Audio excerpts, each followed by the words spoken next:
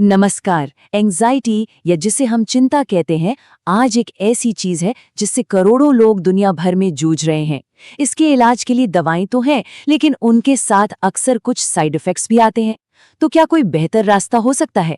आज हम एक ऐसी ही दवा पर बात करेंगे, एटिफॉक्सीन, और ये समझने की कोशिश करेंगे कि क्या ये एंजाइटी के इलाज में एक नया मोड़ ला सकती है। तो आज हम क्या क्या देखने वाले हैं? सबसे पहले हम समझेंगे कि एंग्जाइटी असल में कितनी बड़ी समस्या है। फिर हम देखेंगे कि जो दवाएं अभी इस्तेमाल होती हैं उनमें क्या दिक्कतें हैं। उसके बाद हम सीधे एटिफॉक्सीन की बात करेंगे कि ये क्या है, ये काम कैसे करती है और सबसे जरूरी क्लिनिकल सबूत इसके बारे में क्या कहते हैं। चलिए शुरू करते हैं इस समस्या के साइज को समझने से।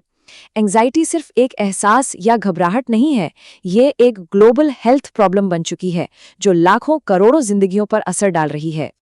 जरा इस नंबर को देखिए, 30 मिलियन, यानी 30 करोड़ से भी ज्यादा लोग। ये सिर्फ एक आंकड़ा नहीं है, ये हमें बताता है कि हमें बेहतर और ज्यादा सुरक्षित इलाजों की कितनी ज्यादा जरूरत है। और देखिए, एंग्जाइटी सिर्फ दिमाग में नहीं रहती, इसका सीधा असर हमारे शरीर पर पड़ता है। मांसपेशियों में खिंचाव, पेट की दिक्कतें, दिल की धड़कन का बढ़ना या ब्लड प्रेशर, ये सब दिखाता है कि हमारा दिमागी और जिस्मानी स्वास्थ्य आपस में कितना गहरा जुड़ा हुआ है।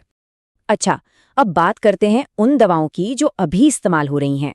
दशकों से जो दवाएं एंग्जाइटी के लिए दी जाती हैं, उन्होंने बहुत लोगों की मदद की है, ये सच है। लेकिन कहानी में एक ट्विस्ट है। इनकी अपनी कुछ बड़ी कमियां भी हैं जो हमें नए विकल्प तलाशने पर मजबूर करती हैं। अगर हम थोड़ा पीछे जाकर देखें तो पहले बार्बिचुरेट्स थीं, जिनमें लत लगने और ओवरडोज का बहुत ज्यादा खतरा था। फिर आई बेंजोडायज़ेपिन्स, जो उनसे थोड़ी बेहतर थी, लेकिन सुस्ती, यादाश्त पर असर और निर्भरता का रिस्क वो इनमें भी बना रहा। आज भी बेंजोडायज़ेपिन्स और एसएसआरआईज जैसी दवाएं ही सबसे कॉमन है, लेकिन बेंजोडायज़ेपिन से आदत पड़ने का डर रहता है और एसएसआरआईज को अपना असर दिखाने में ही कई हफ्ते लग जाते हैं। तो सवाल ये है कि क्या कोई ऐसी दवा है जो जल्दी काम करे और सेफ भी हो? और यहीं पे एंट्री होती है एटिफॉक्सीन की। ये एक ऐसी दवा है जो एंग्जाइटी को मैनेज करने के लिए एक बिल्कुल अलग रास्ता अपनाती है, एक ऐसा रास्ता जो पुरानी दवाओं की कमियों को शायद दूर कर सकता है। तो ये एटिफॉक्सीन आखिर है क्या? इसे एक नॉन बेंजोडाइज़ेपिन दवा कहते हैं। सीधे शब्दों में कहें तो ये उन पारंपरिक दवाओं के ग्रुप का हिस्सा नहीं है जिनके साथ लत का खतरा जुड़ा होता है। इसे खास तौर पर तनाव की वजह से होने वाली एंग्जाइटी के इलाज में इस्तेमाल किया जाता है। अब आते हैं सबसे दिलचस्प हिस्से पर, इसकी साइंस। जो चीज़ एटिफॉक्सीन को वाकई में खास बनाती है वो है इसके काम करने का अनोखा तरीका। ये दिमाग पर एक नहीं बल्कि 2 तरीकों से असर करती है। तो सवाल ये उठता है कि अगर ये बेंजोडायज़ेपिन नहीं है तो फिर ये दिमाग को शांत कैसे करती है? इसका राज क्या है? ये एक 2-in-1 एक्शन जैसा है। एक तरफ तो ये दिमाग के कूल डाउन स्विच, जिसे गैबा ए रिसेप्टर कहते हैं, उस पर सीधे काम करती है, लेकिन इतना ही नहीं, ये शरीर को अपने खुद के नेचुरल रिलैक्सिंग केमिकल्स, जिन्हें न्यूरोस्टेरॉइड्स कहते हैं, बनाने में भी मदद करती है। तो इसे आसान भाषा में समझें, एटिफॉक्सीन एक चाबी की तरह है जो 2 अलग अलग ताले खुलती है। पहला ताला सीधे दिमाग के रिलैक्स बटन को ऑन करता है और दूसरा ताला शरीर की अपनी शांति बनाने वाली फैक्ट्री को शुरू कर देता है। यही इसका ड्यूअल एक्शन इसे इतना अलग बनाता है। ठीक है, साइंस तो बहुत अच्छी लग रही है, लेकिन असल दुनिया में इसका परफॉर्मेंस कैसा है? चलिए अब सीधे क्लिनिकल ट्रायल्स पर चलते हैं, जहां एटिफॉक्सीन का मुकाबला बाजार में मौजूद दूसरी दवाओं से किया गया। इस स्टडी को देखिए। 28 दिनों के ट्रायल में एटिफॉक्सीन ने एंग्जाइटी को कम करने में बिल्कुल उतना ही अच्छा काम किया जितना कि अल्प्राजोलैम ने किया, जो एक बहुत पॉपुलर बेंजोडायज़ेपिन है। मतलब असर के मामले में ये किसी से कम नहीं। लेकिन असली मैजिक यहाँ है जब इलाज बंद किया गया। इस टेबल पर ध्यान दीजिए।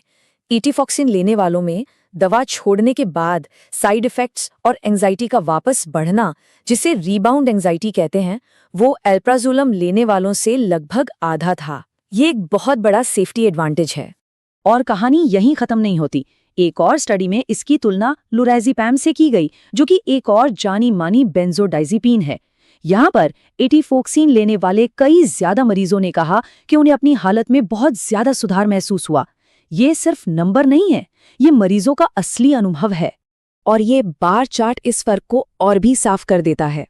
दवा बंद करने की 1 हफ्ते बाद जहां लोराज़ेपैम लेने वाले 8 मरीजों की एंजाइटी वापस बढ़ गई, वहीं एटिफॉक्सिन लेने वालों में ऐसा सिर्फ 1 मरीज के साथ हुआ। 8 और 1 का फर्क। ये इस बात का पक्का सबूत है कि इसकी आदत पड़ने का रिस्क कितना कम है।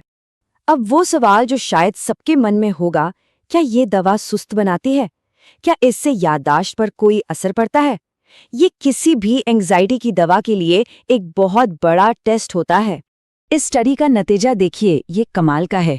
एक तरफ लोराज़ेपैम ने लोगों की सतर्कता और रिएक्शन टाइम को काफी कम कर दिया, और दूसरी तरफ एटिफॉक्सिन, इसका असर बिल्कुल प्लेसिबो यानी एक नकली गोली जैसा था। मतलब दिमाग की फुर्ती पर कोई असर नहीं। तो कुल मिलाकर एटिफॉक्सिन की प्रोफाइल कैसी बनती है? पहली बात, ये एंजाइटी कम करने में पुरानी दवाओं जितनी ही असरदार है। दूसरी बात, ये कहीं ज्यादा सुरक्षित है, खास तौर पर दवा छोड़ने के बाद। तीसरी, ये आपको सुस्त नहीं बनाती या आपकी याददाश्त को धुंधला नहीं करती।